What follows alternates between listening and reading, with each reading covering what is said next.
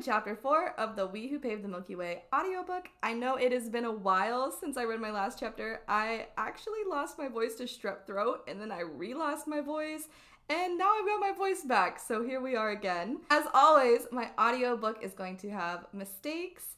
I may say things incorrectly, I may take breaks, and not all of those are going to be edited out because this is not a professional production of an audiobook, but hopefully you will still enjoy it. And also there may be some cat mayo. I didn't mean to spook you, Shosho. There may be some cat mayhem along the way. I do have multiple cats. I feel so bad about that. Alright, we are going to go ahead and get started right where we left off at chapter 4.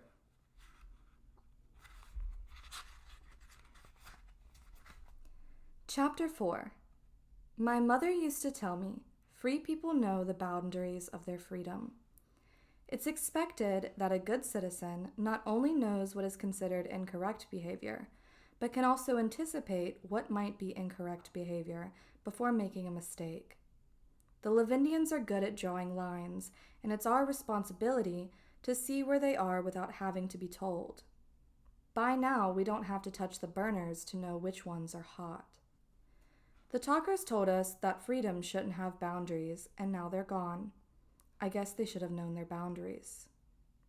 I feel the teachings of the mother I left behind itching under my skin. Goosebumps form on my arms. Samuel looks at me with big, pleading eyes, but I can't force myself to look at him. Saul's words echo in my head, and I wonder if deep down Samuel really does believe I don't like him. It has been many days since my fight with Saul. When he told us what he was planning to do, Emmanuel had been behind him all the way. Emmanuel managed to convince Saul that there was no way he was going to keep his distance, mostly just by following him silently wherever he went until he accepted it. Samuel and I tried to talk him out of it, but he wouldn't even look at us. We were on his side or we were against him. Word had gotten around that all the talkers on Yalk had vanished.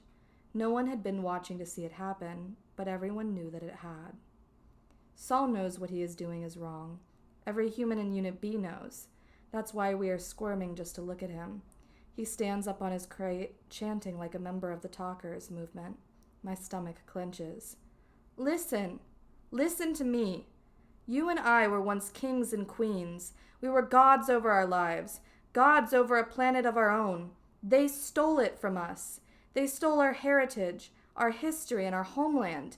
Yet you stand around living fat off the teat of the conquerors, satisfied and growing fat. Give it a rest, kid, jeez. You're one to be talking about growing fat, growls an onlooker. Saul's chubby, freckle-pricked face turns a deep shade of red. For a second, just as he's thrown off his speech, he looks like the Saul I used to know, used to be close to. His head shakes in anger and disbelief, and reddish blonde hair falls into his pale blue eyes. He shuffles his feet awkwardly back and forth on the crate. Samuel tugs at my sleeve. What does he want me to do? He should know by now I can't get him to come down from there. Saul sucks in a deep breath and blusters back at the man. Do you want to just forget what the Lavindians stole from us? Do you want to forget what was taken from our ancestors? He says accusingly. Kid, the man shakes the can in his fat fist. Can I have my morning drink in peace for one damned day? Peace? What can we know of peace? The Lavindians, those parasitic beasts, have taken away our peace of mind. Ah, can it, kid. The can goes up too quickly. I don't notice it until it hits Saul square in his nose. The brown liquid soaks instantly through his beige-colored clothes and drips from the tips of his blonde hair. Trails of brown stain his cheeks, but he bears the humiliation. Didn't you learn from your father? The man shouts over his shoulder as he walks away. Scat off! Emmanuel goes to rush after the man, but Saul stops him. I grimace. Even if Saul has chosen this path of his own accord, it's still painful to see. I finally take a glance at Samuel and see a matching frown on his dark-complexioned face. Even he can see that Saul's continuous preaching is going to mean trouble. I had heard stories that Saul was becoming more emboldened lately, to the point of directly insulting the Lavindian guards, but I had tried to ignore the whispers. The man who'd thrown the can is right, as much as none of us would ever want to admit. Saul needs to learn from his father's mistakes and keep quiet. If people were scared of the talkers before, they are even more scared now after they disappeared. It's not like the talkers movement were the first group of Yalkians to speak out against the Lavindian regime, but they were the most memorable in recent history. I once heard of a group of men and women who protested for medicine outside the doors to the shuttle bay during the last wheeze. I can't help but wonder if Saul's father was protesting while Saul's mother was sick. I feel the hair rise higher on my arms. Every day I wake up surprised that a flash of white light hasn't taken me during the night, but here Saul is, knowing the consequences and speaking out. Saul is a reckless idiot, but I am a weak coward.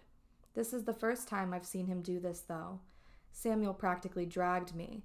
I didn't tell him about our fight, but since Saul and I fought, he's been tense when bringing up his name. Samuel is a lot more perceptive than I was giving him credit for. He clearly knows something has happened between us.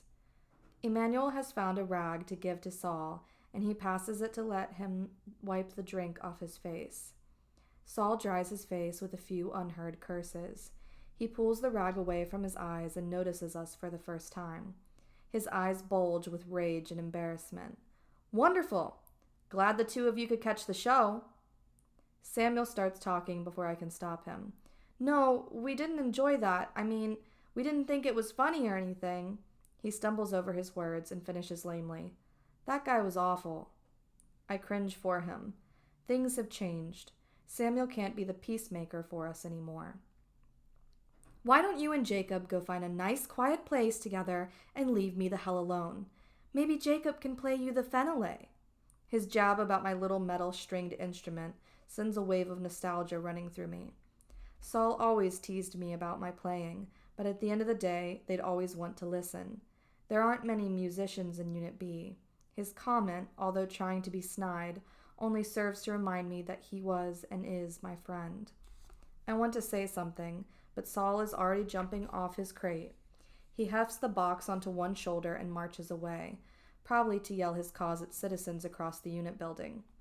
Emmanuel glances between us and Saul, but with a strained look, walks guiltily towards us. "Hey, Sam. Hey, Jacob," he says tiredly. Samuel nods at his brother, but his eyes follow Saul. He's still hurt by his rebuff. "How are you doing, Emmanuel?" I ask to fill the awkward silence. Looking for this invitation to vent, Emmanuel jumps right into what he wants to say. "Tired. I've tried to get him to stop. I don't know why he won't give it a rest. He doesn't even know that his dad was really one of them." I don't comment on this. In the passing days, I've decided that I can't tell any of them what I saw on Yabi. As volatile as Saul is, I don't know what he would do with the information I have. Plus, he already knows the truth. He just doesn't have the details. If I told Samuel, he'd be traumatized, and if I told Emmanuel, he'd probably become as fanatical as Saul. The only thing keeping them all safe is the fact that they don't have the same knowledge as I do. "You don't think anybody would take Saul seriously, do you?" Emmanuel whispers. I know he means the Lavindians when he says anybody, and the truth is that I have no idea what the Lavindians think of Saul's antics or what they might do about them. As ridiculous as Saul looks up there and as little attention is paid to him, he is bound to pique the Lavindians' interest eventually. The Grom-2 are always watching. It's impossible to pretend like this is going on beneath their notice. "I don't know," I say pathetically. "I hope not," I add on. Emmanuel nods with a lopsided frown. "Me too." He straightens himself up and smiles weakly. I try to smile back some reassurance, but I don't feel it. "See you tonight," he tells Samuel, and runs off in the direction that Saul went. "Mon's worried sick about him," Samuel sighs. For the millionth time in the last several days, I don't have anything to say back. I'm worried too, but I'm not trying to show it for Samuel's sake. We tried to convince Emmanuel to at least stay away from Saul while he's talking. Someone has to look out for him. was all he said back. Saul doesn't know about the white light. There's no fighting it. It doesn't matter how loud Saul hollers. There's nothing that he will be able to do to save Emmanuel, let alone himself, if the Gromptu are ordered to make them disappear. You haven't gone anywhere in your transporter craft since what happened, Emmanuel observes. Saul was right about one thing. Samuel really does pay a lot of attention to me. I'm uneasy at the mentioning of Yabi. I'm not ready to think about that place again, but at the same time, waiting for a Gromptu to kill me in my sleep has made me more restless than I ever was before. I scratch the top of my hand, and I'm surprised to see that it has been rubbed raw. You only just noticed? Samuel says concernedly. You've been scratching like a lunatic lately. I pocket my hand, feeling my phenolay in there with it. I know that the slip of paper I had gotten from Rachel is in the pocket deeper still. Those two objects alone are a lot of baggage to be carrying. Without going to Yabi, the feeling that I'm trapped here has increased tenfold. The acute attention that my brain likes to pay to the restless dead nature of Yolk is exhausting. At least on Yabi, everyone has some sort of goal to fulfill. Their goals are usually self-serving or illegal, but they're goals nonetheless. I don't know how much longer I can resist returning, even with the memory of my last trip. Samuel is waiting for me to say something, and I smile at him apologetically. It's the first time in a long time that I've really looked at him. Samuel is much better looking than me, and kinder too. Someday, once he gets interested, he's going to be popular. He's grown a lot lately. He's even beginning to fill out a little so that his long limbs look less awkward. I rarely understand what people are thinking or what they want.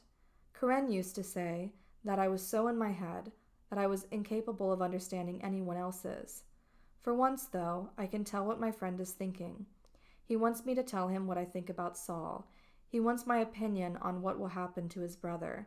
He wants to know why I'm itching my hand to pieces. I grin tightly and scratch my neck with the hand that I'm not hiding in my pocket. Samuel smiles back, but I can see his disappointment. He doesn't ask me anything. All right, that was the end of Chapter 4. It was a little bit of a shorter one, but I hope you enjoyed it. Chapter 5 will be coming soon, and hopefully from here on out, all of the chapters will come a little bit more regularly. Thanks again, and I will see you next time. Bye!